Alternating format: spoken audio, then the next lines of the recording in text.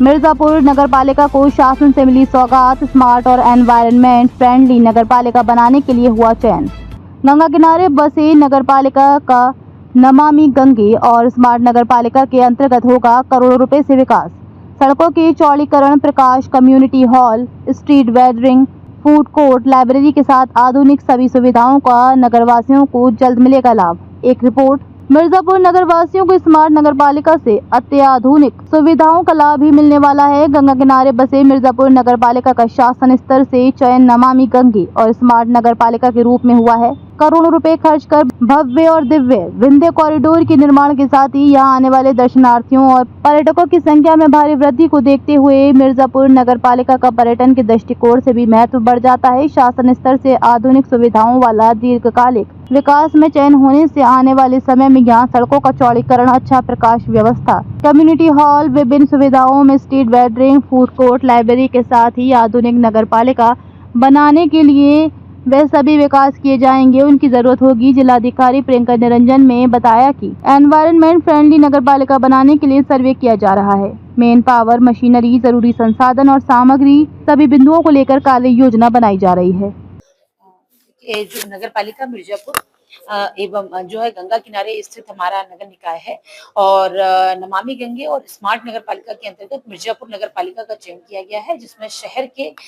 Sustainable development और माँ गंगा की विरलता और निर्मलता को बनाए रखने जाने वाले विभिन्न कार्य और चूंकि पर्यटन स्थल के रूप में यहाँ माँ विंध्यवासिनी धाम का कॉरिडोर है, तो शहर के सौंदर्यीकरण से संबंधित और विकास से संबंधित जो सभी कार्य हैं, चाहे वो स्थानीय वाटर बॉडी का कंजर्वेशन हो, रोड का चौड़ीकरण, लाइट का कार्य या शहरी निवासियों के लिए आवश्यक कम्युनिटी हॉल और विभिन्न सुविधाओं का निर्माण, स्ट्रीट वेंडिंग जोन का विकास, फूड कोर्ट का विकास, लाइब्रेरी इत्यादि सुविधाओं का विकास और आधुनिक नगर निकाय बनाने के लिए जो भी अन्य आवश्यकताएं होंगी उसकी अभी नियोजन किया जा रहा है और उनको स्मार्ट नगर पालिका और नमामि गंगे के अंतर्गत नगर पालिका में विकास किया जाएगा, जिससे जो हमारी नगर पालिका है वो एक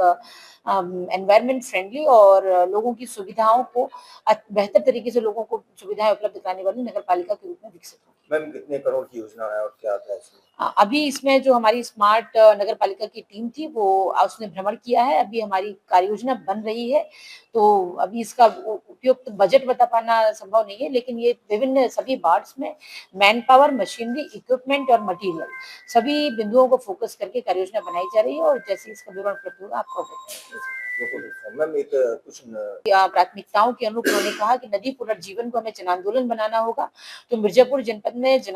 नदी पुनर्जीवन को जन आंदोलन का स्वरूप देते हुए विगत वर्ष से ही हम लोहंदी नदी पुनर्जीवन का कार्य कर रहे हैं और उसका जो बचा हुआ कार्य है वो इस वर्ष किया जा रहा है। इसके अतिरिक्त सभी ग्रामीण क्षेत्रों में, नगरीय क्षेत्रों में स्थानीय नदियों की पहचान की गई है, जैसे खजूरी नदी या बकहर नदी आपका, और इस तरह से विभिन्न ब्लॉक्स में हमने स्थानीय नदियों की पहचान की और जो लोकल वाटर बॉडीज हैं उनके पुनर्जीवन को लेकर हमने जन सहभागिता से, मनरेगा से और CSR के विभिन्न माध्यमों से उनके पुनर्जीवन पर कार्य किया जा रहा है। इससे न केवल जल संरक्षण होगा बल्कि जो ग्रीष्म ऋतु में वाटर लेवल डाउन चला जाता है तो भूमिगत जल संभरण को लेकर भी हमें इसमें सहयोग मिलेगा और जो विगत वर्ष लोहंदी नदी का पुनर्जीवन का कार्य किया गया था, इसमें विभिन्न भूगर्भ जल के आंकड़ों से भी यह ज्ञात हुआ है कि हमारे दो ब्लॉक्स के भूमिगत जल स्तर में जो है वो डेंजर से वो क्रिटिकल से सुरक्षित श्रेणी में भी आ गए हैं और एक क्रिटिकल से सेमी क्रिटिकल में आए हैं